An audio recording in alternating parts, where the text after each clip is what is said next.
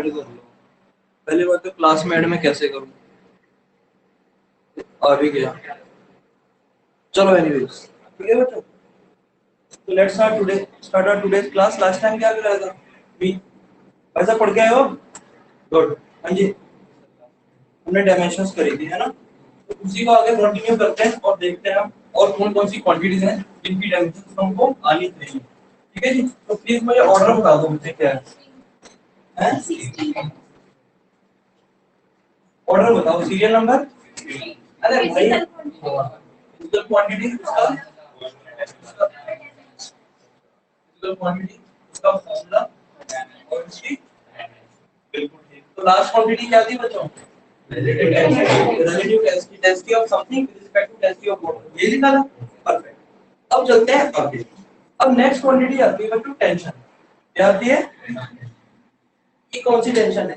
कल पेपर है, तैयारी नहीं है, वो वाली नहीं। स्ट्रिंग को खींच रहे हो, क्या वो टूट जा रही है? नहीं। अगर मैं ये हैंकी है इसको खींच रहा हूँ, क्या ये टूट गया? नहीं, क्योंकि जितनी फोर्स मैं लगा रहा हूँ उससे ज्यादा अपोजिंग फोर्स कौन लगा रहे हैं? इसके थ्रेड्स। यस और नो? तो अपनी स्टेट को मेंटेन करने के लिए एक बॉडी के जो मॉलिक्यूल्स होते हैं वो एक फोर्स लगाते हैं, उसे क्या बोलते हैं? अगेंस्ट द मोशन, उसे क्या बोलते हैं? टेंशन। तो ये क्यों नहीं टूट रहा है? क्योंकि जो मैं फोर्स लगा रहा हूँ it is less than the tension of the threads, cotton threads. ठीक है ना? तो टेंशन क्या है? Opposing force. इसका मतलब क्या है? फोर्स। तो tension has nothing to do with anything, ये सिंपल क्या है? फोर्स। और फोर्स की डायमेंशन क्या होती है? एमएलटी। कैसे याद रखना है? F equal to M A, mass की हमको याद ही है m, और एक्सीलरेशन की भी याद है t। फोर्स की तो भी याद करने की जरूरत ही नहीं है, इट इज एमएलटी माइनस। भाई साहब रिकॉर्डिंग लगा ली थी, नोट्स भी बना लाए हो? परफेक्ट। तो टेंशन की तरह एक और फोर्स होता है, जो अपना मैं एक बार चेक कर लेता हूं, मुझे थोड़ी बहुत सी करानी है। मैं आपको पेयर वाइज ही कराऊंगा। मैं आपको एक दो क्वांटिटी और कराऊंगा जिनकी सेम डायमेंशन है, ताकि वो जो क्वेश्चन आएगा कि give 2 to 3 pairs of physical quantities having same dimension, ठीक है?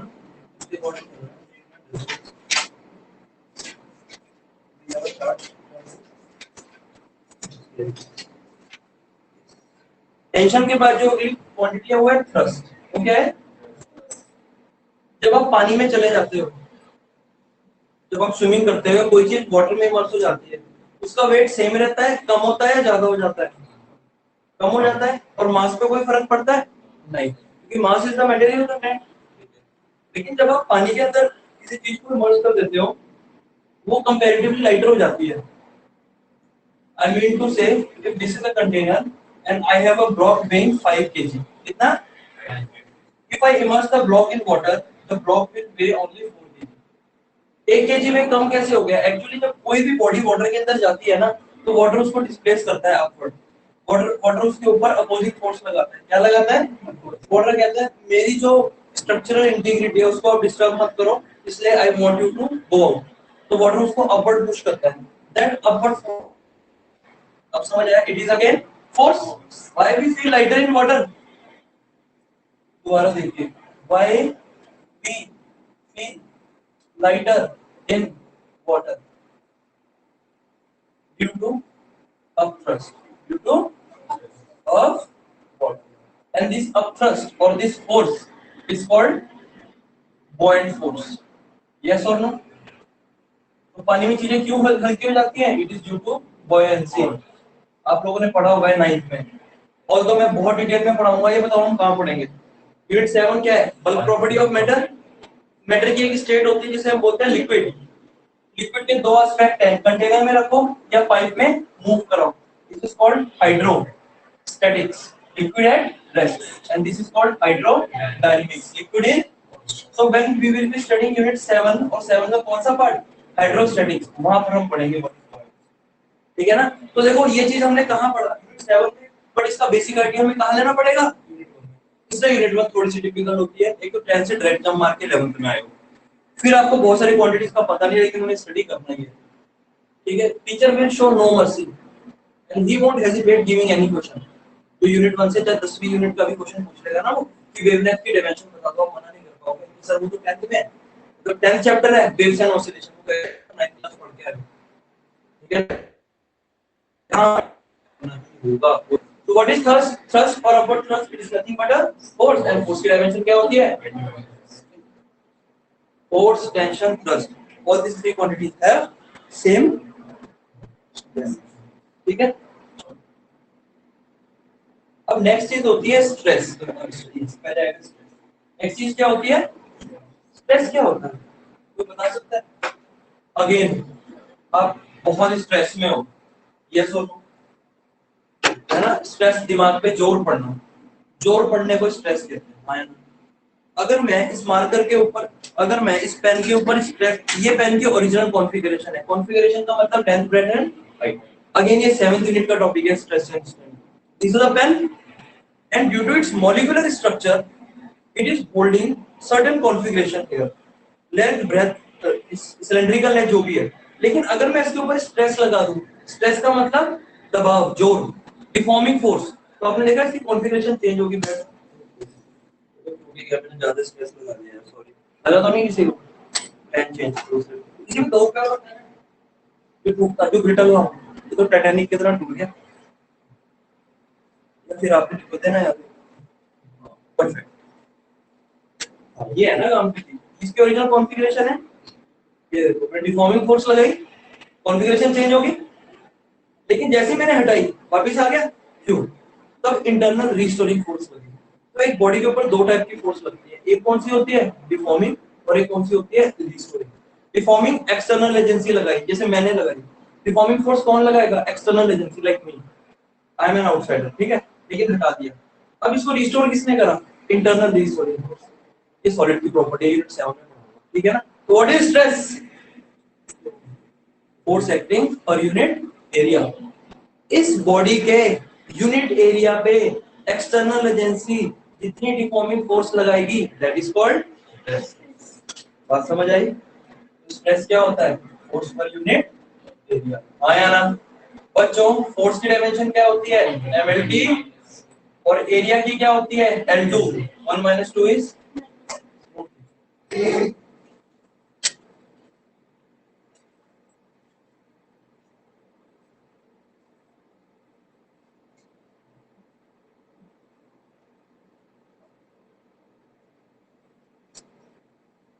समझा रहे हो? सही सर, गुड।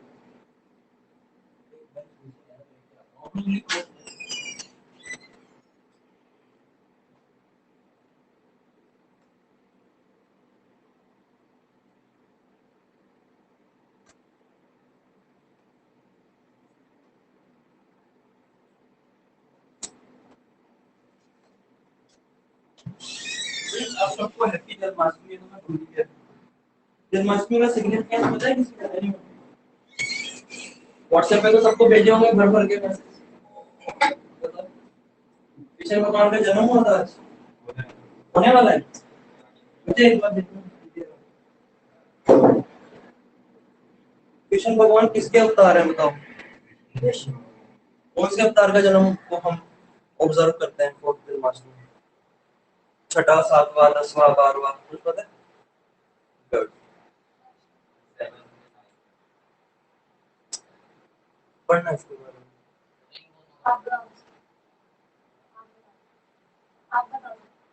भाई मैं फिजिक्स पढ़ाने के पैसे देता हूँ, उसका छोटा लिफाफा लगेगा। चलो एनीवेज, ठीक है ना? सर एक सिंपल सर आपको टाइम्स ना ना ना ना, ये टी से रिप्रेजेंट होगा, ये ऐसे लिख लेते ना। और एक और क्वांटिटी होती है, उसे बोलते हैं स्ट्रेन। क्या बोलते हैं? अगेन ये सब मैं आपको यूनिट 7 में पढ़ाऊंगा। कहाँ पढ़ाऊंगा? तो घबराना नहीं है कि हम क्या पढ़ा दिया, आता नहीं है। नीड पता चल गई, ये पढ़ना ही पड़ेगा, क्योंकि unit 1 is units and measurement, हमें आनी चाहिए क्वांटिटी। डिटेल में जब पढ़ाऊंगा फिर यूनिट 1 पढ़ने का आपको जरूरत नहीं पड़ेगी। बिलीव, जब आप मेरे से 6 यूनिट पढ़ रहे होगे या 7 पढ़ रहे होगे, उसके बाद यूनिट 1 मैडम रिवाइज भी नहीं करनी पड़ेगी। क्यों? ये क्वांटिटीज एक्सट्रीम डिटेल में पढ़ चुके होंगे। हाँ या ना? तो मैंने आपको एक चार्ट बनाया था ना, किसी भी फिजिकल क्वांटिटी के बारे में क्या क्या पढ़ना है, उसका नेम, सिंबल, उसकी डेफिनेशन, उसका फॉर्मूला, उसकी यूनिट्स, अलग अलग सिस्टम है, उसकी डायमेंशन, ठीक है, और वो स्केलर है या वेक्टर है, और उसकी यूनिटी वाली डेफिनेशन। जब हम स्ट्रेस स्ट्रेन को इस लेवल पे पढ़ लेंगे, क्या आपको इस छोटे से चार्ट में जाना पड़ेगा स्ट्रेन को पढ़ने के लिए? नहीं। तो जब हम पढ़ते जाएंगे हमें सब आता जाएगा, कोई दिक्कत, ठीक है ना? तो इसके ऊपर मैंने क्या लगाई? Deforming force. तो क्या लगाया मैंने इस पे? स्ट्रेस। लेकिन डिफॉर्मिंग फोर्स लगाने की वजह से क्या चेंज हो गया इसकी? कॉन्फ़िगरेशन। तो ओरिजिनल कॉन्फ़िगरेशन के रिस्पेक्ट में मतलब जितना चेंज आ रहा है that ratio is called strain. कितना स्ट्रेन पड़ गया, कहता है मेरे दिमाग में स्ट्रेन पड़ रहा है। आप लोग तो एक कॉमन चीज के लिए यूज करते हो, पढ़ने के लिए बोलते हो तो स्ट्रेस स्ट्रेस दोनों पड़ता है, बट रियल लाइफ मीनिंग क्या होता है स्ट्रेस का? फोर्स एक्टिंग पर unit area, deforming force acting पर यूनिट एरिया। और स्ट्रेन क्या होता है? देखिए जो मैंने भी आपको बताया, change in configuration upon original configuration, change in configuration upon original configuration.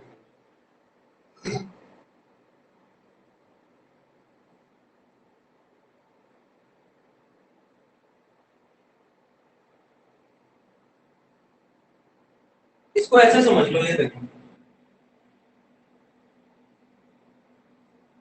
ये एक इलास्टिक रबड़ बैंड है जो लड़कियां यूज करती है ना बालों को बांधने के लिए, ये उसका टुकड़ा है, ठीक है। मैंने इसके ऊपर डिफॉर्मिंग फोर्स लगाई, क्या लगाई? डिफॉर्मिंग। और वो फोर्स कहाँ लगी? इसके यूनिट एरिया में, आया ना? उसे मैं क्या बोलूंगा? मैंने क्या लगाया इसके ऊपर? स्ट्रेस। लेकिन स्ट्रेस लगाने की वजह से इसकी जो ओरिजिनल लेंथ थी 5 सेंटीमीटर, कितनी थी? और अब 1 सेंटीमीटर लेंथ हो ज्यादा पड़ी, ठीक है। तो इसके ऊपर जो मैंने स्ट्रेस लगाया बच्चों वो क्या होगा? Deforming force per unit area, simple. लेकिन इस रबड़ बैंड के ऊपर स्ट्रेन क्या होगा? Change in configuration upon original configuration. Change in configuration कितना चेंज हुआ? 1 सेंटीमीटर। ओरिजिनल कॉन्फ़िगरेशन कितनी थी? अब समझा है?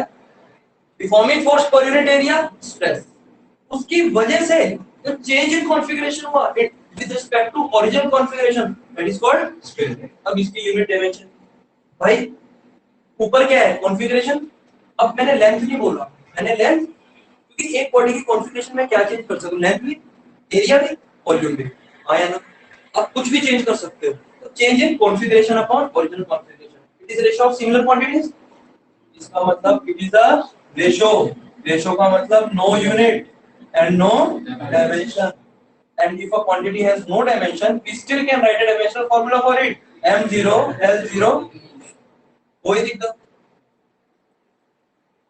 प्लीज लिखिए और ये डायग्राम भी बना, ये एक मॉड्यूल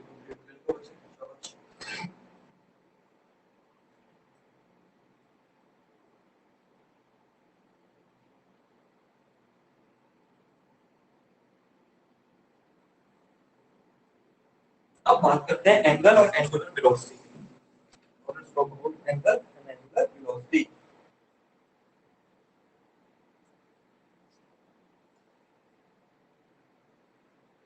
लिख लिया भाई? कब लिखा? बड़ी जल्दी लिखते हो, क्या कहा गया था? पेन से यार, ये पेन टूट गई किसी बच्चे का।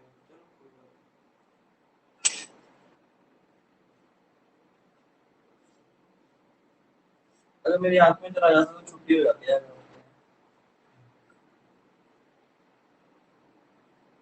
बढ़िया जन्माष्टमी बनती है, झूले झूले झूलते ही गर्मी लगा।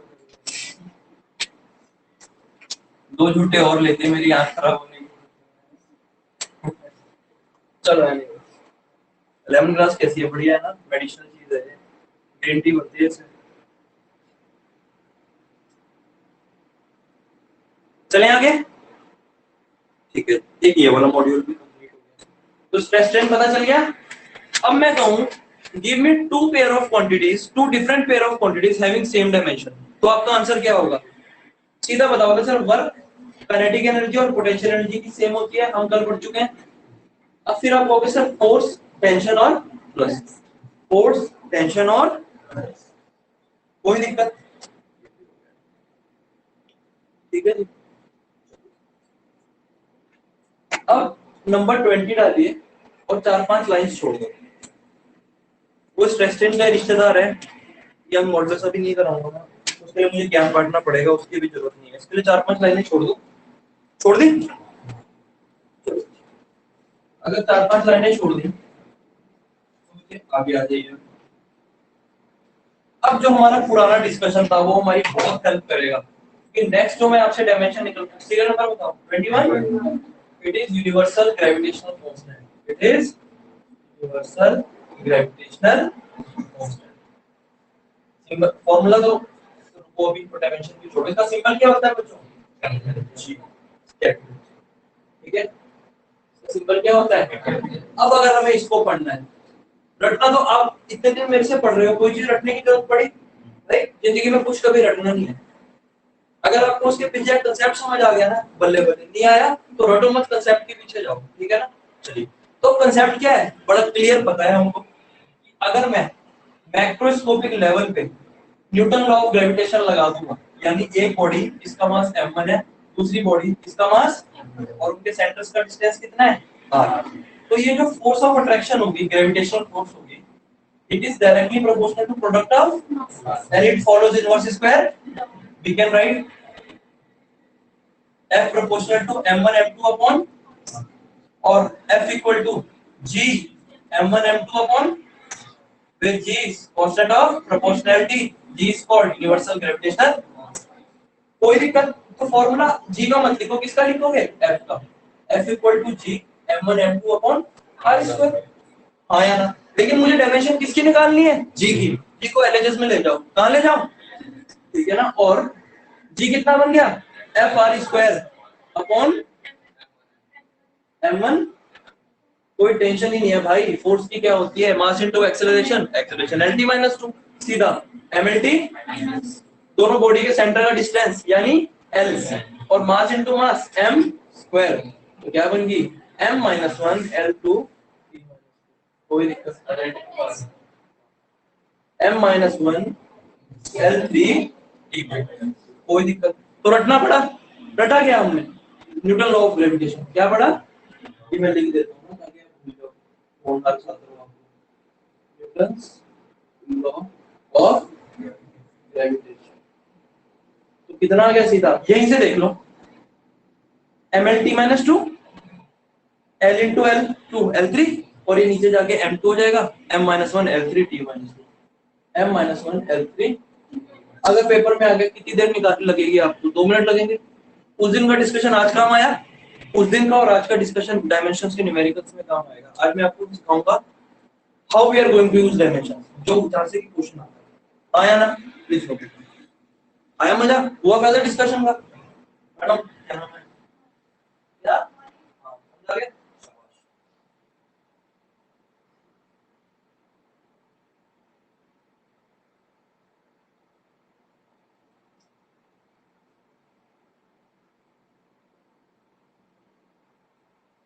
चलो कॉपी करना होगा। भाई क्यों लिखा है? बस साफ साफ करूंगा।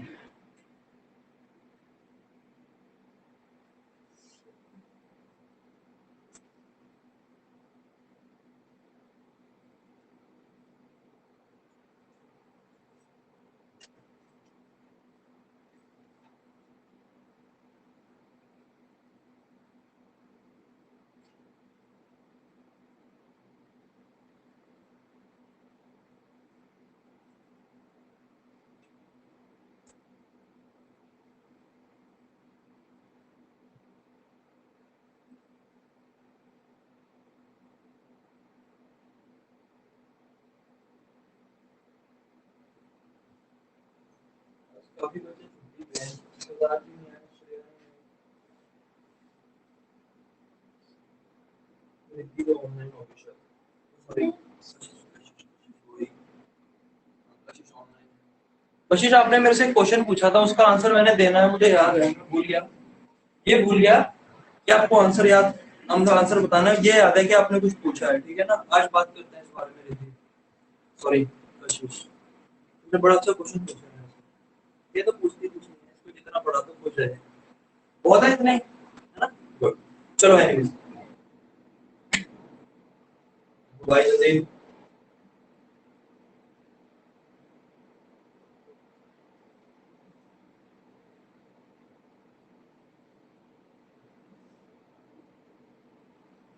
तो अब तक जितना पढ़ाया मैंने ना, वो सब यूज होगा कहां पर? डायमेंशंस की एप्लीकेशन। तो डायमेंशन एनालिसिस का मेन काम क्या है? इस सिस्टम को डिजाइन क्यों करा? कुछ ना कुछ इसकी एप्लीकेशंस होगी, और वो एप्लीकेशंस पढ़नी है। ठीक है ना? आज जन्माष्टमी है ना? अच्छा, वो इसलिए नहीं यूज करा आप लोग आज दीक्षा खाली, पूरी पहले चलो एनीवेज, तो जो क्लियर है यहां तक लिख लिया। आज के बाद पेपर में आगे कर लोगे, 1 मिनट में ये फॉर्मूला लिखना है, उल्टा करना है और एक बार में सोल्व करना है, ठीक है। अब बात करते हैं एंगल की, किसकी? एंगल। सीरियल नंबर बताओ। 20। ओके, अब बात करते हैं एंगल की, किसकी? एंगल थीटा होता है, ठीक है ना। If a body is going from A to B, body कहां जा रही है? A to, it will undergo a displacement of x. What is x? Linear displacement. What is x? It is measured in meter and its displacement is its dimension is कोई दिक्कत? अगर आप linear motion कर रहे हो, if a body is undergoing linear motion, if a body is undergoing, then what is x? Distance between 2 points. It is called linear displacement, right? It is measured in meters. It is measured in meters. अगर मैं SI consider कर रहा हूँ, and its dimension is n, कोई दिक्कत? What if I am to find the angular displacement? Means a body ऐसे नहीं चल रही है, body move तो कर रही है. What is displacement? Whenever a body is changing its position with respect to time. This is nothing but you need to again chill मारो, जितना समझ आ रहा है समझो कि डिटेल में कहाँ पढ़ना है. अगला चैप्टर ये है. यूनिट 1 इज मेजरमेंट्स, तो 2 से एक्चुअल फिजिक्स स्टार्ट. ठीक है, सर डिस्प्लेसमेंट ऐसे भी तो हो सकती है अगर बॉडी सर्कुलर ट्रैक पे चले, यस और नो. तब कौन सी डिस्प्लेसमेंट चलेगी? तब एंगुलर डिस्प्लेसमेंट चलेगी. क्या चलेगी? What is theta? Theta is angular displacement, yes और no. What is angle? It is also represented by angular displacement. कोई दिक्कत? तो यहाँ पे जो ए बी है मेरी क्या है? आर. थीटा क्या है मेरा? एंगल. और ओए या ओबी क्या है मेरी? रेडियस. बच्चों एंगल क्या होता है? आर का अपॉन थीटा क्या हो जाएगा? AB. Or AB upon radius OA आया ना. मैं क्या निकाल रहा हूँ? डायमेंशन. बच्चों आर क्या है? लेंथ है. आर की डायमेंशन रेडियस क्या है? लेंथ. ये कितना आ गया? m0 l0 d0. इसका मतलब angle has no dimension. Why? Because it is nothing but ratio of length and angle can be find using a formula angle equal to r upon radius.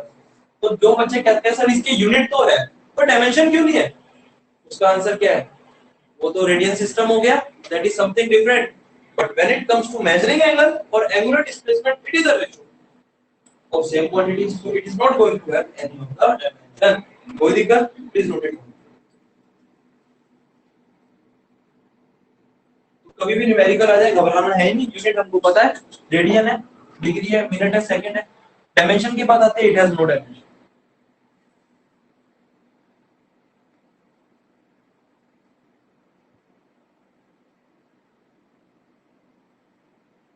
This is a chart which is never ending. We can study 1000 quantities in terms of their dimensions, but हमें काम की चीजें पढ़ने और आगे भी चलना है, ठीक है. Today I'll make sure खत्म हो जाए.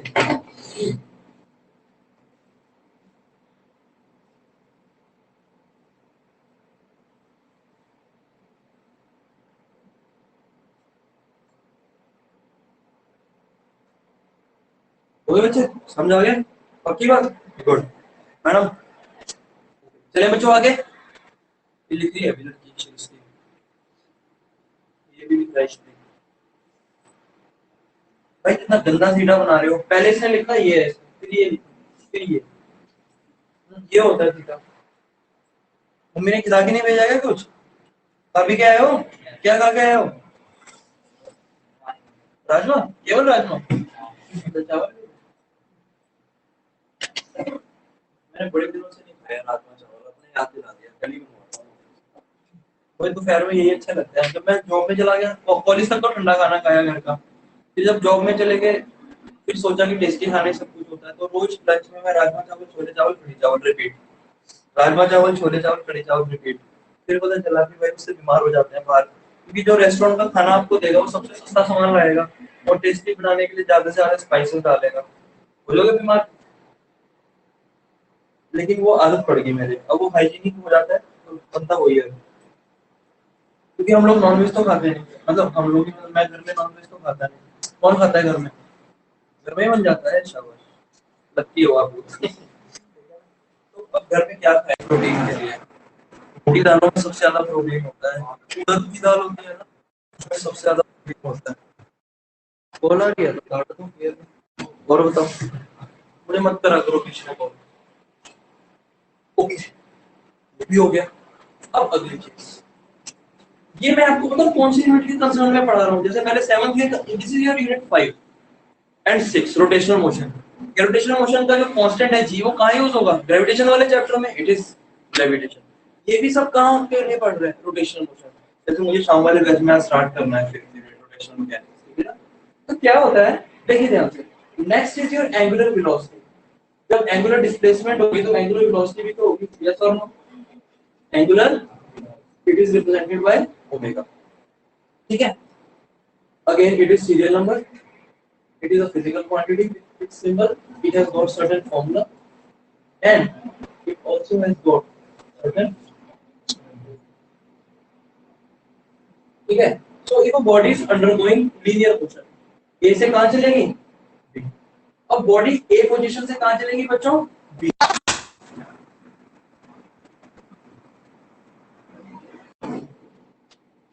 इसकी इनिशियल वेलोसिटी कितनी है? u। पहले इसकी इनिशियल वेलोसिटी कितनी थी? u। ये u से मूव कर रही थी, मैंने इसके ऊपर फोर्स लगा दी, कितनी? f। अब इसकी वेलोसिटी बढ़ के कितनी होगी? यस और नो?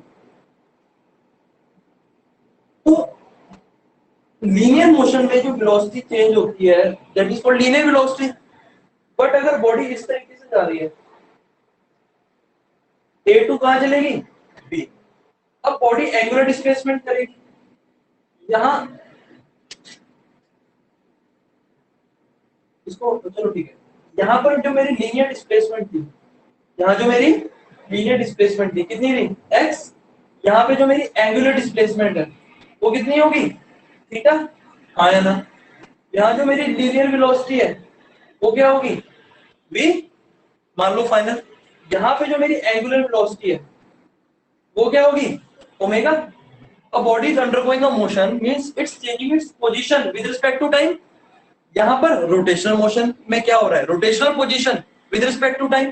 टाइम तो बीत रहा है ना, these are all function of time. तो अगर मैं कहता हूं लीनियर वेलोसिटी, वो क्या होगा? Distance upon time. इसके कॉरेस्पॉन्डिंग अगर मैं कहता हूं एंगुलर वेलोसिटी, v के बदले omega.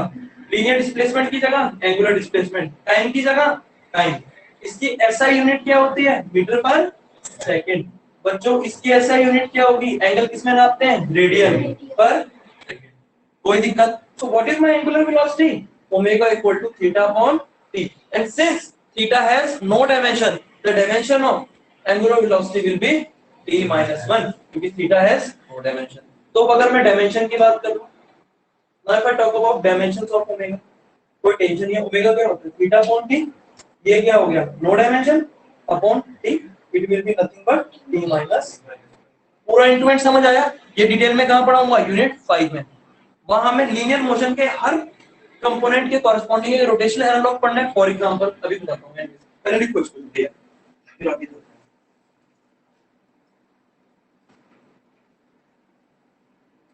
It is t minus 1 or you can write it m0 l0 t minus 1, whichever way you want to write. वो तो ये भी हो गया।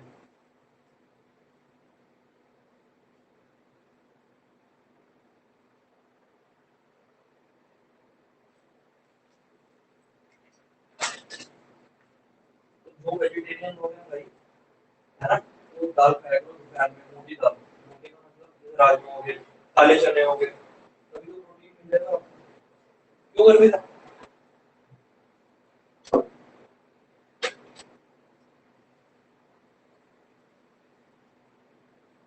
जैसे प्रोटीन पार्ट होगा कुछ, अच्छे क्या है? ठीक है।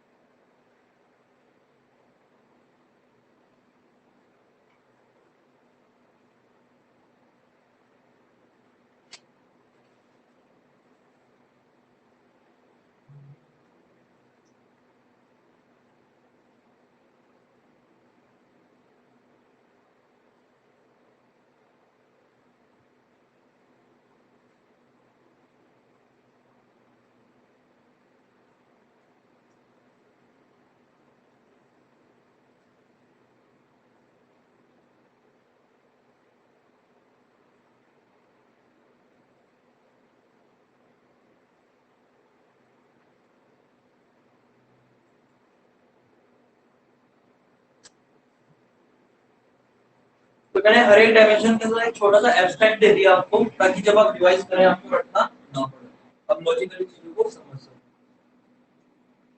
डेली पढ़ रहे हो कल जाके?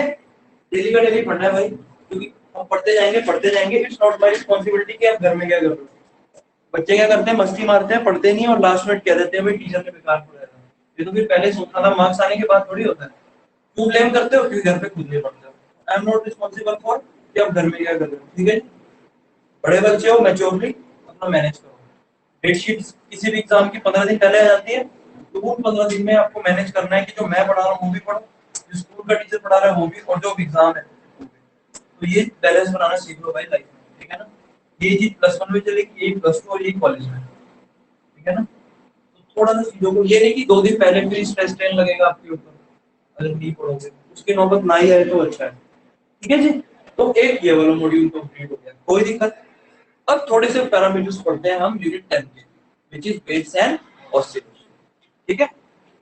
चलिए let me rub this.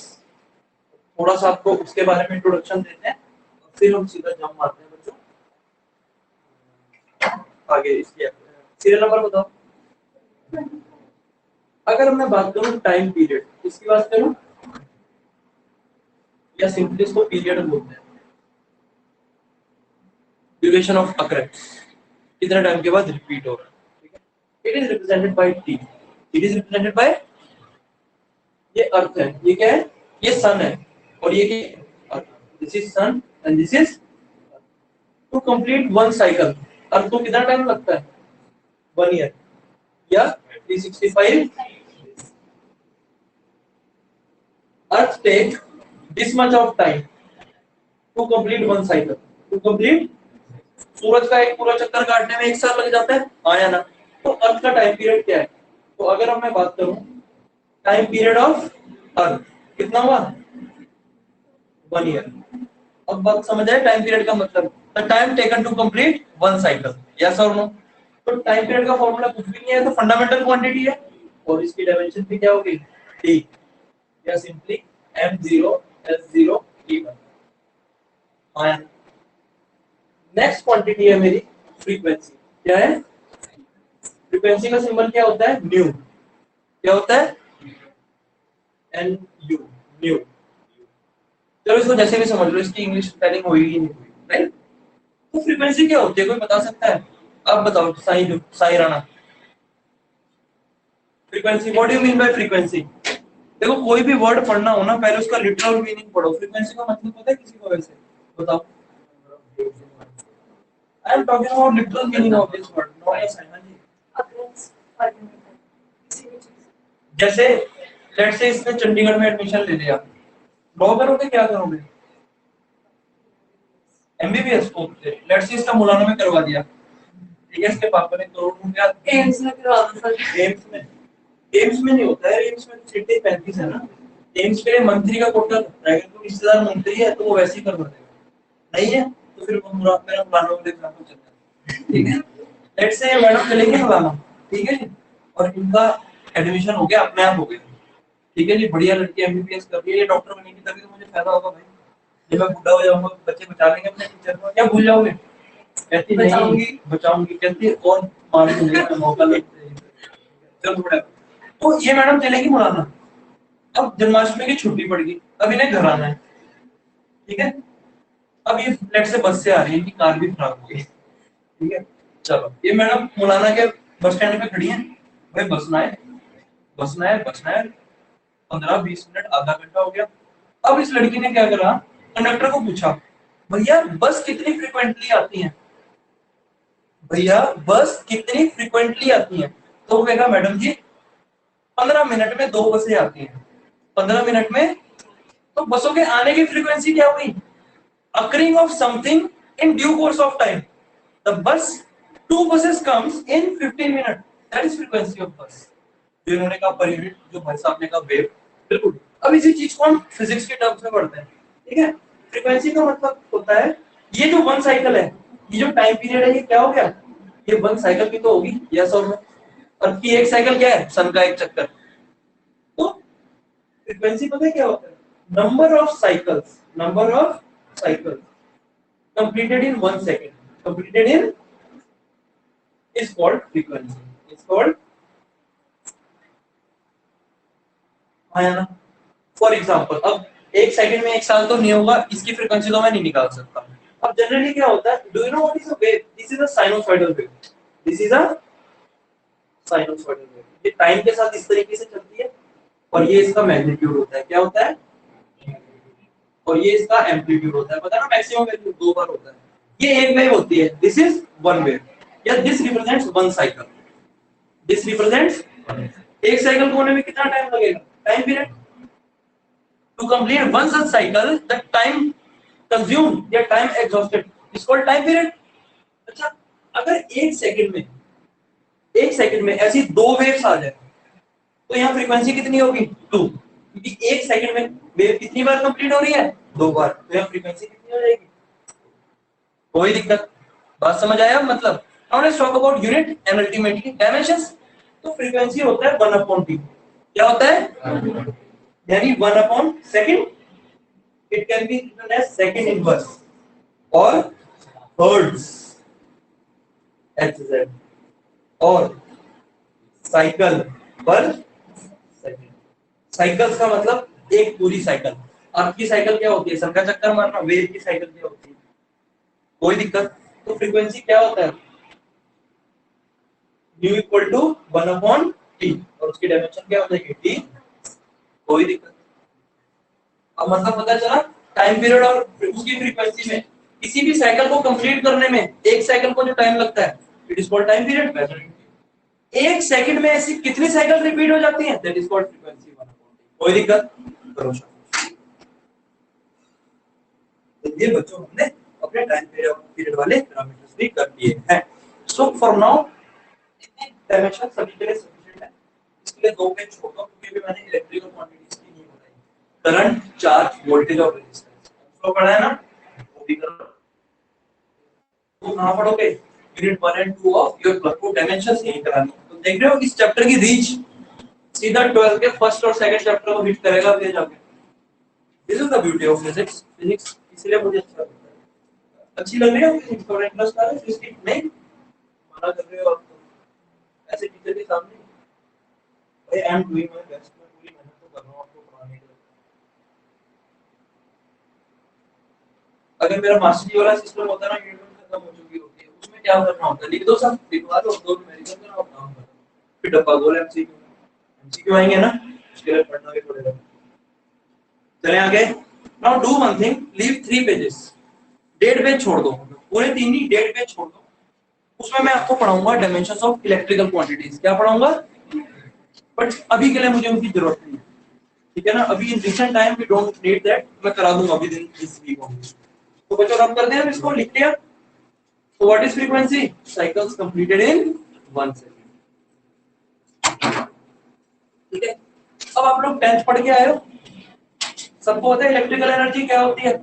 Let's say मेरे घर में एक बल्ब है 100 वाट का। कितने वाट का? वाट क्या है? इसकी पावर रेटिंग है।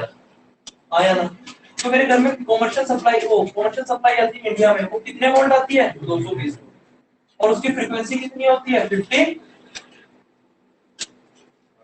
जो मेरे घर में सप्लाई आती है, पहले बताओ एसी आती है डीसी?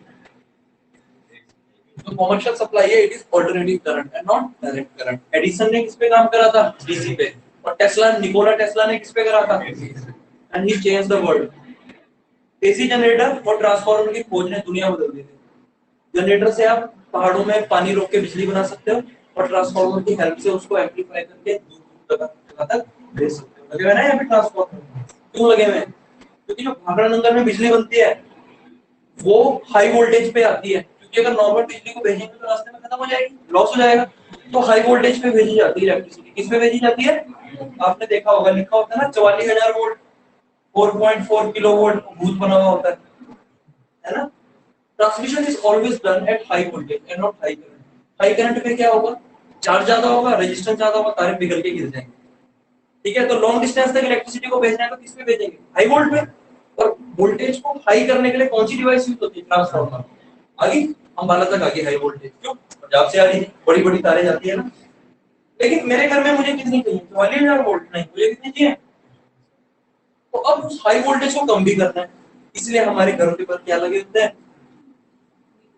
ट्रांसफार्मर मीटर देखिए इसलिए यूज होता है कि कितनी बिजली कंज्यूम हो रही है। अगर मीटर ना लगे ये तो भाई साहब 24 घंटे इसी ना 16 पे करके भूल जाए तो रिमोट भी फेंक दे पानी में खत्म।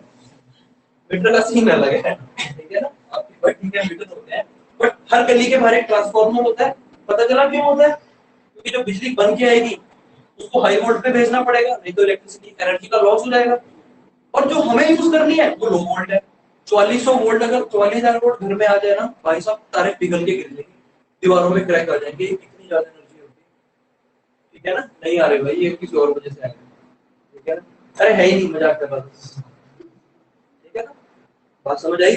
तो अब आज के बाद जब ट्रांसफॉर्मर देखोगे पता चलेगा क्या हो रहा है। भाखड़ा नंगल में स्टेप अप हुई और आपके घर आने के लिए स्टेप डाउन। ये काम कौन करता है? ट्रांसफॉर्मर। इमेजिन अगर एसी जनरेटर ना होता क्या बिजली बनती? इमेजिन अगर ट्रांसफार्मर ना होता क्या इतनी दूर तक आ पाती? हम लोग क्या कर रहे होते? खेतों में काम कर रहे होते भाई, हमारे फोर फादर्स के साथ। ठीक है ना, एनीवेज खैर अल्टीमेटली ये मैं डिटेल में कहां बताऊंगा आपको, जो मैंने 3 पे छोड़वाए हैं। इस पे मुझे कोई इंटरेस्ट नहीं है पढ़ाने में क्योंकि ये काम नहीं आएगी। ठीक है ना, ये चीजें आपको 12th में काम आएंगी बट मुझे उसके बारे में यही पढ़ाना पड़ेगा। ठीक है ना, क्योंकि 1 मार्क के क्वेश्चन में टीचर डायमेंशन पूछ सकता है। So that's all about your dimensions. हमें डायमेंशन निकालनी आगे, उससे चीज तो हम आगे निकल चुके हैं। हम बहुत सारी क्वांटिटीज को पढ़ चुके हैं और मैंने सेग्रीगेशन कैसे करी है पढ़ाते हुए। This quantity we are studying in reference to this unit. Yes और नो? 5th की भी पढ़ाई, 6th की भी पढ़ाई, 7th की भी पढ़ाई, 10th की भी पढ़ाई। यस और नो? और पहले चार चैप्टर की तो वही है, वर्क एनर्जी पावर और वेलोसिटी एक्सेलरेशन। तो अगर देखा जाए in terms of units measurement and dimension we have already studied all the chapters. Yes और नो? नाउ बच्चों let's talk about what is the actual use of dimensions. ठीक है ना, तो next topic is application of dimensions. क्या है? Applications of dimensional analysis. Dimensional analysis. अब हम डायमेंशनली चीजों को एनालाइज करेंगे। ठीक है ना, तो बच्चों इसके मुख्य रूप से 3 यूजेस हैं। एप्लीकेशंस कह लो या यूजेस कह लो। सबसे पहला है checking correctness of a formula. Checking correctness of a formula. दूसरा conversion of one system of units, conversion of one system of units into another system of units. ठीक है, और जो तीसरा है it is called derivation of a derivation of अ। तो अब अगले 2 या 3 दिन के हमारी टास्क क्या है? यहां से क्वेश्चन फंसता है डायरेक्ट। ठीक है ना, देखो जो तुम्हारा टर्म 1 होगा, जो नॉर्मल एग्जाम होगा जिसमें पहले ही 3 चैप्टर है, यहां से बराबर के क्वेश्चन आएंगे।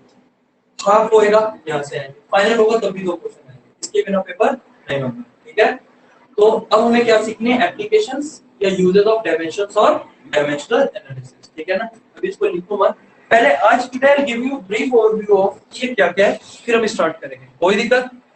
Now if I talk about पहली use of dimension, it is called checking correctness of a formula. ठीक है, यूजिंग डायमेंशन, यानी मैंने आपको एक फॉर्मूला दे दिया, speed is equal to distance upon time. Check dimensionally whether or not this formula is correct। हाँ यार, मैंने आपको फॉर्मूला दे दिया v equal to u plus at। बताओ चेक करके कि फॉर्मूला सही है या गलत है ना। What is a formula? Formula is nothing, मैंने पहले भी बताया था, formula is nothing but relation between certain physical quantities. यही तो फॉर्मूला होता है। What is a formula? Relation between certain physical quantities. तो हमें डायमेंशंस की हेल्प से चेक करना है कि गिवन फॉर्मूला सही है या गलत। ठीक है ना, लेट्स से मैं एग्जांपल देता हूं, ये v equal to u plus at check करो। अब इसे करना कैसे है? कुछ नहीं करना, डायमेंशन ऑफ एलएचएस निकालनी है।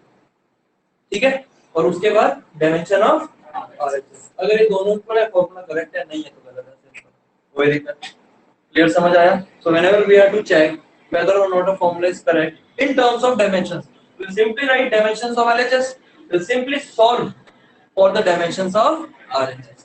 We will compare them. If they are equal, the formula is correct. If they are not, the formula is कोई दिक्कत। तो जो पहली यूज का आइडिया हो गया, थोड़े ओनली इंट्रोड्यूस, और कल से हम लोग क्या करेंगे? एक एक करके कंप्लीट करेंगे। ठीक है ना, ये भी हो गया बच्चों। तो अगर मैं सेकंड ऑफ एप्लीकेशन की बात करूं, conversion of one system into another, conversion of ये क्या है, इसका मतलब पता है क्या है? मैं कहता हूँ मेरे पास एक फिजिकल क्वांटिटी फोर्स है, क्या है? हमें पता है फोर्स क्या होता है, प्रोडक्ट ऑफ मास है। और इसको नहीं पता, मैं कल दो क्वेश्चन में पढ़ाऊंगा ये, ठीक है? This is unit third of your 11th, ठीक है? मैं कहता हूँ मेरे पास एक फॉर्मूला है given by product of mass and acceleration, जिसे क्या बोलते हैं? फोर्स। इसकी जरा ऐसा यूनिट बताओ। मास इनटू एक्सेलरेशन है, हाँ या ना? मास क्या है? केजी, एक्सेलरेशन क्या है? मीटर पर। इसको एक न्यूटन बोलते हैं दोस्तों, ठीक है? Now if I ask you to find the CGS unit, again mass into, again mass किसमें? ग्राम, सेंटीमीटर पर, और न्यूटन की जगह क्या करें? ठीक है ना? ये एक सिस्टम है, ये एक सिस्टम है। मैं कहता हूँ एक न्यूटन में कितने टाइम होते हैं? सब पढ़ के आए हो? कितने होते हैं? मुझे नहीं पता ना, मुझे नहीं पता। मैं क्या करूंगा, मैं कहूंगा एक न्यूटन का मतलब एक केजी मीटर पर सेकंड स्क्वायर। मुझे किस पे कन्वर्ट करना है? ग्राम सेंटीमीटर पर सेकंड स्क्वायर। मैं अपना प्रीफिक्स चार्ट यूज करूंगा। 1 KG can be written as 1000 gram, 1 meter can be written as 100 centimeter. यही करते हैं ना, केजी को 1 केजी मान लो, मीटर को 1 मीटर, बता दो। तो टाइम को चेंज कर दिया, तो ये क्या बन गया? 3 और 2 कितनी यूनिट? 5 ग्राम सेंटीमीटर पर, it is called 10 to the power 5 time. इसका मतलब एक न्यूटन में कितने टाइम है? ये भी तो मैंने कन्वर्जन करी, but I did this conversion using the prefix chart, yes और नो, and not using the dimensions. तो whenever we are to convert one system of unit into another, we can do it dimensionally. अब समझ आया second application का क्या मतलब है? Conversion one system of unit into another. कि अगर ऐसा यूनिट में फोर्स को न्यूटन में नापते हैं और सीजीएस को डाइन में, तो क्या आप एक न्यूटन को समथिंग डाइन में कन्वर्ट कर सकते हो using the method of dimension? कोई दिक्कत? दूसरे के बारे में पता चल गया। अभी मैं आपको ये बता रहा हूँ है क्या, करना कैसे, then I teach you tomorrow. कल से स्टार्ट करेंगे, ठीक है ना? क्योंकि याद रखना, स्पीड ऑलवेज किल्स। अब आराम से काम करना भाई, टाइम है अभी, कहाँ जाने की जल्दी है?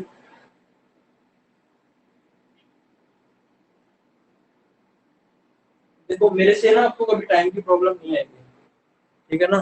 मैं और टीचर्स की तरह नहीं हूँ कि अपना टाइम बढ़ा के अननेसेसरी बच्चों को और अदर टीचर्स को ट्रबल करूँ। मेरे टाइम क्या है? 2 से 3 है ना।